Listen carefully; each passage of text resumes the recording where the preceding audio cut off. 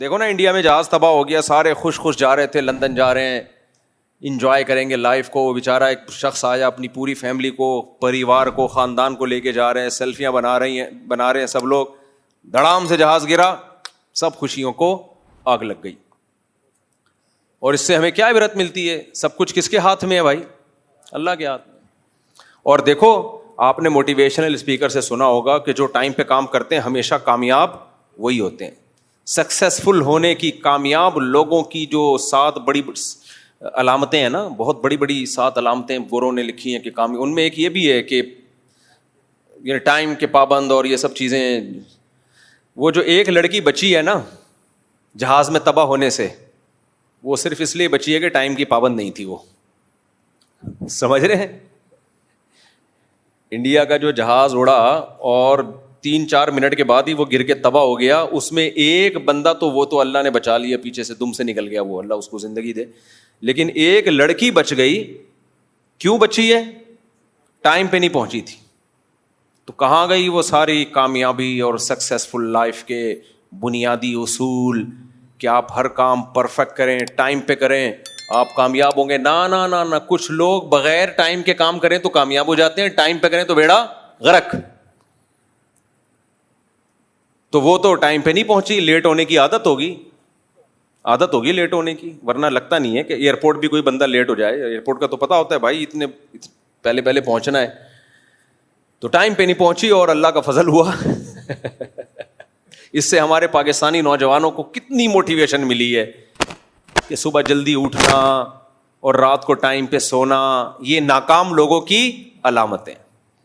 جو تھوڑی سی موٹیویشن ملی تھی نا, اس کا بھی بیڑا غرق ہو گیا. تو لیکن اس کا جواب میں آپ کو دیتا ہوں. اس کا جواب کسی کے باپ کے پاس بھی نہیں ہے, اس کا جواب صرف اسلام کے پاس ہے. کسی کے پاس اس کا جواب نہیں ہے. بھائی آپ کوئی بھی آپ کو سمجھا رہا ہوں نا ٹائم پہ کی پابندی کریں تو آپ کامیاب ہوں گے, سکسیسفل لائف ہے, تو آپ بتا دیں سر اس نے تو ٹائم کی پابندی کرتی تو آج جا چکی ہوتی, اس کی تو سارا ویژن کی ایسی کی تیسی, اس کو تو بچایا کس چیز نے؟ ٹائم کی پابند نہیں ہے. تو اس کا جواب اسلام نے دیا ہے.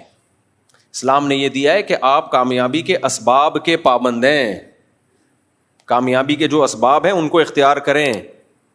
اس پہ آپ کو وہ کامیابی ملے گی یا نہیں ملے گی یہ آپ کے ہاتھ میں نہیں ہے. یہ کس کے ہاتھ میں ہے؟ اللہ کے. اللہ کی مرضی اس کامیابی میں ناکام کر دے, ناکامی میں کامیاب کر دے. یہ اللہ کا مسئلہ ہے, آپ کا نہیں ہے.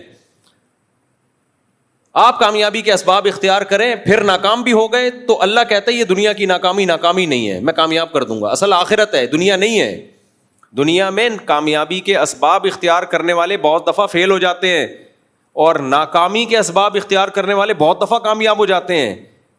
تو یہ تو بظاہر نا انصافی ہے کہ اللہ جو ٹائم کے پابند تھے وہ مر گئے, اور جو سست دیر سے اٹھے وہ بچ گئے. آپ کہہ سکتے ہیں ہو سکتا ہے کوئی ایکسیڈنٹ ہو گیا اس کے ساتھ. بھائی ایکسیڈنٹ نہ بھی ہوا ہوتا, سست بھی ہوتی تو آج بچنا تھا اس نے. صحیح ہے نا, آج اس نے بچنا تھا. تو یہ اللہ پہ ایک اشکال ہوتا ہے نا کہ اللہ جو ٹائم کے پابند ہیں ان کا تو بیڑا غرق ہو گیا, اور جو ٹائم کے پابند نہیں ہیں, لیٹ پہنچ رہے ہیں, سست ہیں, وہ کامیاب ہو رہے ہیں. اس کا مطلب سست بننا چاہیے. تو اللہ جواب میں کیا کہے گا؟ غیر مسلم کے پاس تو کوئی جواب, وہ کہے گا لک تھی بھائی, ایک لک تھی, کیا کر سکتے ہیں. اللہ اس کا جواب دیتا ہے کہ تم جس چیز کو کامیابی سمجھ رہے ہو حقیقت میں وہ کامیابی ہے نہیں, اور تم جس چیز کو ناکامی سمجھ رہے ہو حقیقت میں وہ ناکامی ہے نہیں. اصل کامیابی آخرت کی ہے. جو چست لوگ ہوتے ہیں اور اپنی چستی کو صحیح سمت میں لے کے جا رہے ہوتے ہیں آخرت کے لیے, تو بے شک وہ دنیا میں ناکام ہو جائیں, آخرت میں کیا ہیں؟ کامیاب. اور جو سست لوگ ہوتے ہیں وہ دنیا میں کامیاب ہو بھی جائیں, آخرت میں کیا ہیں؟ ناکام. آخرت میں سست, جنت میں تھوڑی جائے گا, سست نہیں جائے گا جنت میں.